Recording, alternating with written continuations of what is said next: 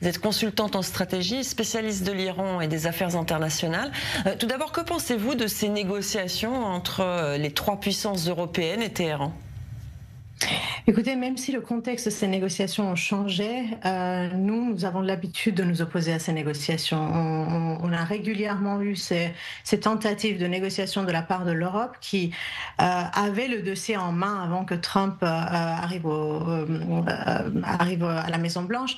Et on a toujours eu l'habitude de voir la stratégie du régime qui est de gagner du temps et de faire jouer le temps, en fait, en sa faveur pour, on le sait aujourd'hui, pousser le programme nucléaire encore plus loin pour n'être qu'à quelques semaines, voire un mois d'après leur propre propagande à l'intérieur du régime, à l'intérieur de l'Iran, et puis d'après l'agence d'énergie atomique, selon des estimations beaucoup plus fiables. C'est le même timing en fait. Donc évidemment que nous, diaspora, mais même à l'intérieur de l'Iran, la majeure partie de la société y est opposée. Alors on peut bien comprendre qu'avant cette guerre, une partie pouvait soutenir ces négociations par pression économique, parce que les sanctions étaient assez compliquées à gérer pour les gens. Mais depuis ces dernières années, vraiment, il y a une voix unanime qui sort de l'Iran et qui est opposée à toute négociation avec ce régime, parce qu'ils savent que ça va prolonger sa durée de vie. Justement, vous êtes en contact évidemment avec des Iraniens en Iran qui subissent le régime depuis 46 ans, vous l'avez dit, et qui depuis une semaine subissent aussi, il faut bien le dire, les bombardements israéliens, même si on le rappelle et on le rappellera souvent de ça, ils ne visent pas expressément les civils. Dans quel état d'esprit se trouve la société iranienne aujourd'hui ? Alors, je ne vais pas interpréter leurs mots, je vais leur dire les messages que j'envoie, la traduction des messages qu'ils m'envoient. Ils disent nous nous sentons en prison. Depuis quelques jours, l'accès à Internet leur est coupé. Depuis le début de la guerre, ils n'ont plus accès à l'essence pour quitter la ville, pour quitter Téhéran. Ils n'ont plus accès à leur compte bancaire. Leur mot, c'est nous nous sentons en prison. Après, je pense qu'il y a aussi un niveau de confiance qui s'est un peu installé au sein de la population depuis hier, parce qu'ils voient en fait la nature des frappes. Ils voient comment les positions qui sont frappées sont stratégiques et que ça ne vise pas principalement la population et les endroits peuplés. Alors évidemment que le régime utilise également ça. Nous avons nous avons vu en fait les lanceurs de missiles, un repliement des lanceurs de missiles autour de Téhéran, dans des zones civiles, dans des zones peuplées. Donc le sentiment généralisé des gens, c'est que nous sommes principalement en guerre vis-à-vis du régime. On est régné par un État militaire, et donc si on a la volonté de faire tomber ce régime, nous avons besoin de l'aide. Alors évidemment, personne n'aime la guerre. Évidemment que je pense le peuple israélien, tout autant que le peuple iranien, aimerait que ça s'arrête. Mais ils sont assez lucides, ceux en tout cas avec qui je suis en contact, sont assez lucides sur le fait que c'est le prix à payer pour renforcer les possibilités pour que la population iranienne puisse se soulever et puisse prendre son destin en main.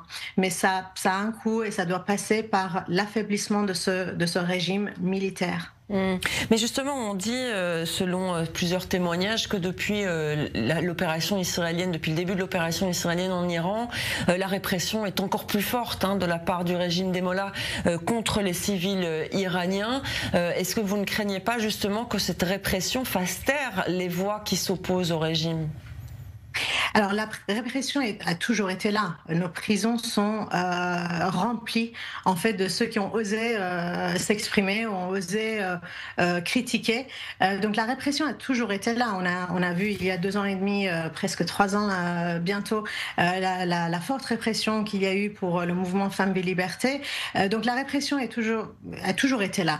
Effectivement, aujourd'hui, ce qu'on entend de l'intérieur, c'est que toute la force force qui leur reste est déployée à Téhéran, à tous les coins de rue. Tous les 500 mètres, il y a un arsenal, j'allais dire, même militaire, c'est-à-dire que ceux qui nous racontent ce qu'ils voient, parce qu'évidemment, ils ne peuvent pas prendre de photos, de vidéos. Si vous avez le malheur de sortir votre téléphone portable, vous êtes arrêté sur le champ. Donc, de ce qu'ils relaient par des messages et par des appels vocaux, c'est nous n'avons jamais vu autant d'arsenal de répression en fait déployé. Mais ça montre aussi combien ce régime voit aussi dans la post-guerre, en fait, dans le jour après, les jours qui suivront cette guerre, une possibilité, ou même pendant, en fait, une possibilité que le peuple se soulève parce qu'il y verra une opportunité. On voit aussi dans les frappes l'appareil de répression qui est très, très affaibli.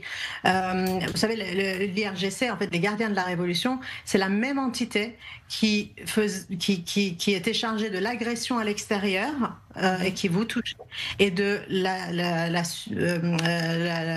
l'oppression à l'intérieur du pays. Donc c'est la même entité. En affaiblissant un bras, on affaiblit de manière ultime l'autre.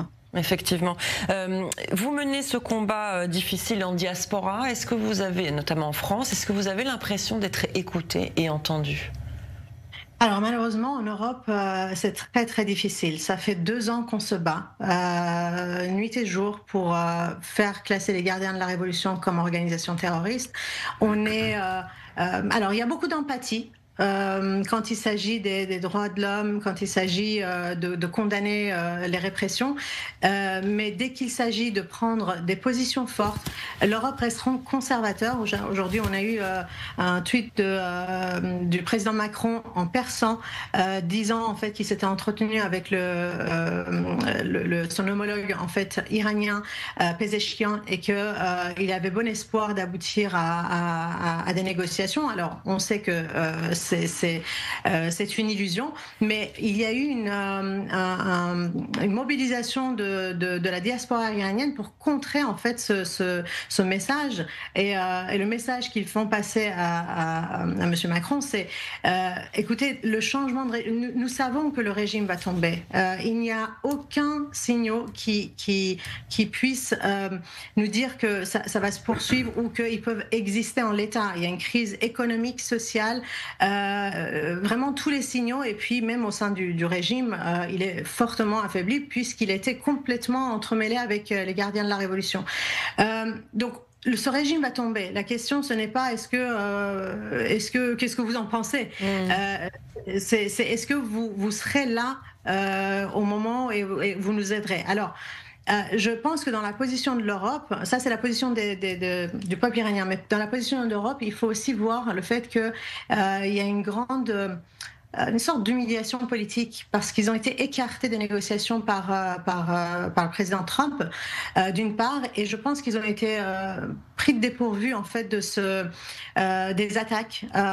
Eux, ils pensaient qu'en mettant en place des mécanismes dans le cadre de JCPOA, donc pour ramener les sanctions de l'ONU, etc., ça suffira à faire plier l'Iran. Et en fait, je pense que dans leur posture d'aujourd'hui, il y a cette frustration aussi politique de ne pas avoir agi à temps ou de ne pas avoir été impliqué dans les décisions d'une part et d'autre. Merci beaucoup en tout cas Manali Mirkan, en espérant évidemment que les Européens se rangent aux côtés des Iraniens et notamment des opposants au régime. Merci beaucoup.